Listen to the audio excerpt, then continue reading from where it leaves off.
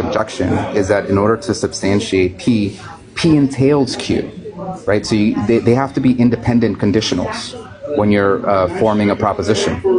The fact that P entails Q inherently makes it circular, because you're saying because of P, therefore Q, but P already entails Q. Yeah, so like it's valid, but like it's not really. I can make it different then. I can say, yeah, please. I would love for you to make the argument different. Yeah, Pete, I'd love to hear it. Let's do it. I could say, Pete, put in a form that's not question making. Intelligible experience if and only if the Christian worldview. We have an intelligible experience, therefore the Christian worldview obtains. You how do you come to hang on, Corey. How do you come to an intelligible experience? How do you come to it? Yeah, like how is this thing granted to you? There's going to be necessary preconditions for an intelligible experience. And what are those? Those conditions are going to be satisfied by the Christian worldview. You're going to have to be able to explain the problem of the one and the many, right? Like you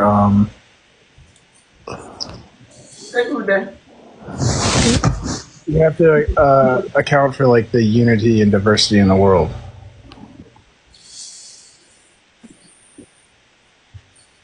So I've tried, y'all. I've tried someone else. I cannot get it through. So in order to in order to even issue this argument, you have to take a presuppositionalist stance and assume that everything about Christianity is true, and it's the grounding for your argument. Yeah, Pete. I think I'm a theist. I'm a Christian, but I think it's kind of question begging. The whole thing is just a question begging claim, right? That intelligence comes from God. What? We're just asking what is necessary for an intelligible experience, and then we work back from that, and we can determine that God and revelatory theism are going to be necessary for an intelligible experience. Okay, but so here's the problem. I could just say that. But that's still a circle.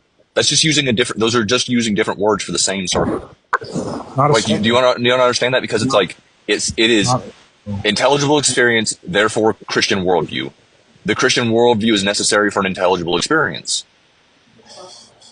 You are using Q to validate P, but P is already Q is already. It's valid. Sound. It's circular. It's not circular. You're an idiot. It literally. The conclusion is literally not in the premise, therefore it's not circular, and you're a moron. Substantiate the premise without using Q. This is why Darth left. Substantiate the premise without using Q. Hold on a second. Sure. Look. Okay, that's fine, buddy. That's fine. Just substantiate P without Q. Oh boy. Yeah, we would. We could use a disjunctive syllogism, where we'll say we reason with reference to the Christian God or without reference to the Christian God. And then premise 2 would be reason without reference to the Christian God is impossible, and that's going to be due to the circularity issue you run into with first order and second order knowledge. So there's first order knowledge, which is just everyday knowledge claims, like the cat is on the mat is first order knowledge, and then there's second order knowledge claims, which is I know the cat is on the mat. And we have to affirm the first order before we can affirm the second order. And if you make the claim knowledge is possible, that can only be a second order knowledge claim, because second order knowledge claims are knowledge claims about knowledge. And so you could never affirm the first order that knowledge is possible, because you can only make second order knowledge claims. So autonomous man, or man without a reasoning without reference to God, can never justify the possibility of knowledge. It's impossible. Therefore, we need God to justify the possibility of knowledge. So, I'm following. Why does it necessitate the Christian God specifically? Why can't it be some other form of God? Because the attributes of the Christian God are exclusive, meaning no other worldview has them, and they're indispensable, meaning they're required. Like the doctrine of the Trinity, for example, is going to be necessary to explain the problem of the one and the many. I'm sorry, can you repeat that, please? I may have misunderstood you. The attribute set of the Christian worldview are exclusive, so no other worldview has them, and they're indispensable, meaning they're like necessary for intelligibility. So an example of this would be the doctrine of the Trinity, which can account for the problem of the one and the many.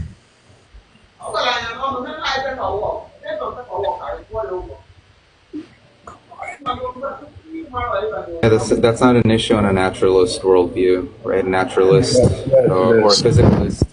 Hold on. A physicalist could also account for this concept that you think of as the one and the many. How? Yeah, we could look at things like mereology, right?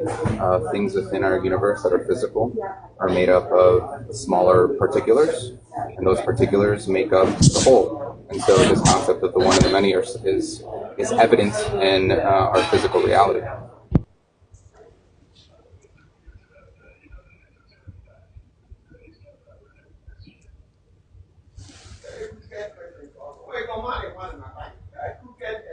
Coco, are you in a Chinese diner? What is that in the background? That isn't a metaphysical justification. So obviously there's unity and diversity in the world, unless you're like a nominalist. Why isn't it a justification? Because you have to solve like the contradiction between like, is the world unity or is it diversity, and which one is metaphysically higher? No, it's both. Yeah, that's the problem. It's going to be relative. That's not an issue in my worldview. It's not an issue in my worldview. Maybe an issue in your worldview, but it's not in mine.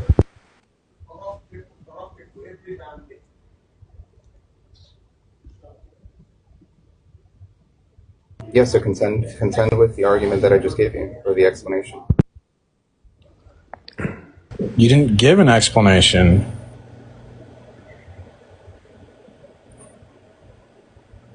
Yeah, I did. I explained how that is viewed under a physicalist worldview.